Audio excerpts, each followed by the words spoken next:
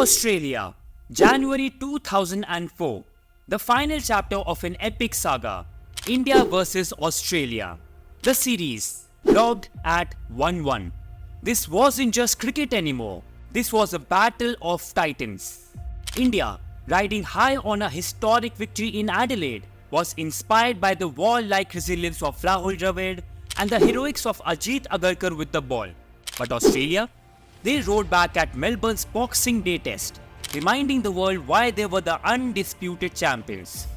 Then came the final test of the series at the Sydney Cricket Ground, Australia's fortress. It was now or never.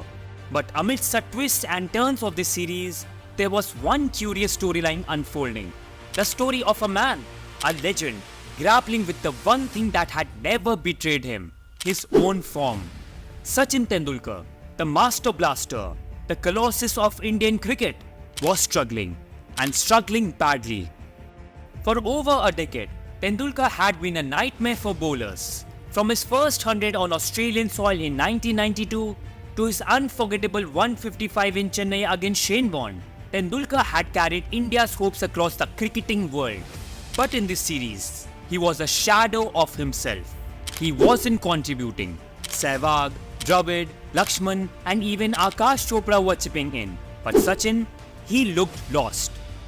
The numbers were brutal.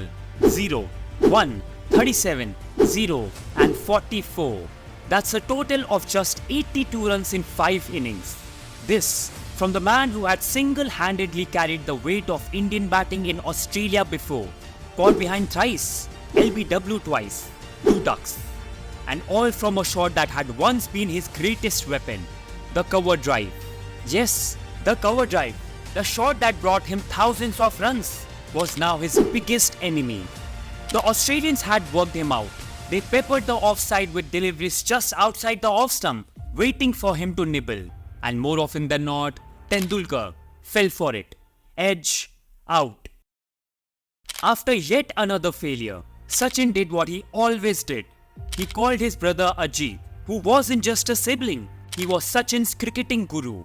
After every match, Sachin and Ajit would sit down together, dissecting every dismissal, analyzing exactly why he got out. But this wasn't just a routine post-match chat.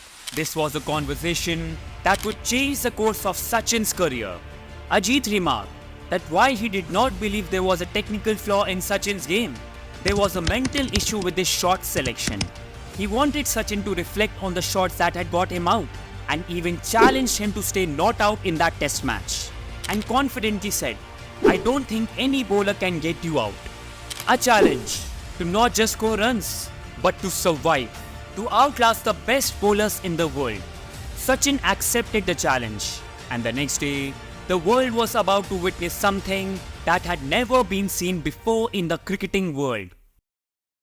Sydney, the final test, a series in balance. The stakes, as high as they could get. Australia wanted the win. India wanted history. Sachin, meanwhile, wanted redemption. Sachin was determined to stay not out in this innings. But the moment Sachin stepped onto the pitch, he realized what the Australians were up to. From ball 1, the Aussies had a plan. Let's bowl outside the off stump. He cannot resist. He'll go for the cover drive. Gillespie, Lee, Bracken, they all targeted the corridor outside the off stump, waiting for that familiar edge. They were testing his patience, relentlessly targeting the off stump, consistently bowling wide around the 6 stump, trying to lure him into a mistake. But Sachin, he wasn't biting. It's 1 versus 11. Let's see who loses patience first. I'm not going to play a single cover drive. And so, Sachin made a decision. He wasn't going to play a single cover drive. No matter how wide they bowled, no matter how much they tempted him, he was not going to play them. For hours, Sachin's bat stayed disciplined. The Australians kept probing, kept testing, hoping he'd crack. But Tendulkar wasn't having any of it. No cover drives, no risks. Now, here's where things get interesting. The night before the match, Sachin, his family and his teammate Ajit Agarkar decided to visit a Malaysian restaurant in Sydney. But the next day, Tendulkar walked back to the pavilion unbeaten on 73. Coincidence? Maybe. But Sachin wasn't taking any chances. Sachin, thrilled to finally get some runs under his belt, decided to repeat the magic. So, that evening, he convinced Ajit to join him again for the exact same meal at the exact same restaurant. And guess what? It worked. Day 2 ended with Sachin on a towering 220 not out. By now, it was a ritual. Same food, same result. Day 3 rolled around and Tendulkar added another 21 runs to finish unbeaten on 241. Whether it was the meal or his sheer brilliance, one thing was clear. Sachin was not just feeding his hunger for runs. He was serving up a masterclass.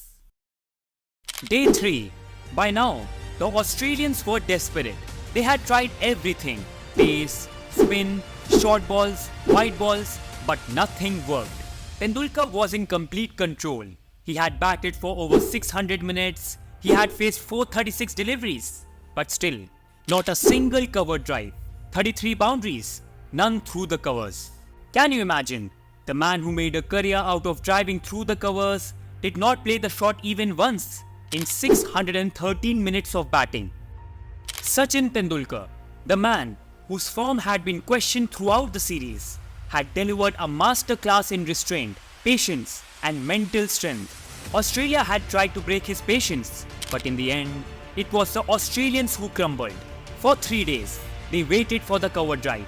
For 3 days, Sachin did not give it to them. Instead, he gave them one of the greatest test innings in cricket history.